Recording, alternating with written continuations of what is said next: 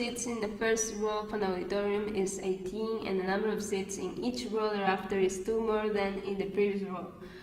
What is the total number of seats in the rows of the auditorium?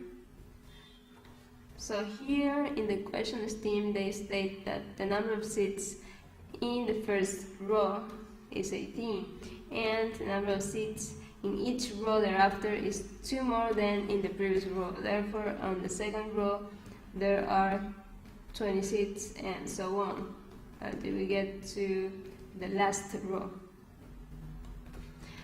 Now, this is an arithmetic sequence because each term is 2 more than its preceding term. We want to find the total number of seats in the rows of the auditorium. There is a formula for that. The sum of n elements is equal to the first element plus the last element divided by 2 times the number of elements. Here, the first term is 18. The last term, we don't know the value of the last term. And the number of elements, n, is the number of rows.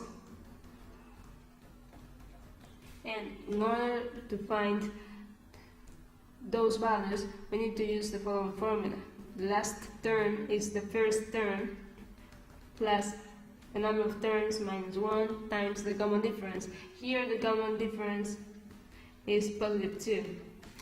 Now, from statement 1 alone, the number of rows of seats in the auditorium is 27. They state that n is 27. Therefore, we can replace the formula. The last term is 18 plus 27 minus 1 times 2. Here, we will find the value of the last term, and after that, we can calculate the value of the total number of seats in the rows of the auditorium. Therefore, statement 1 alone is sufficient to answer the question.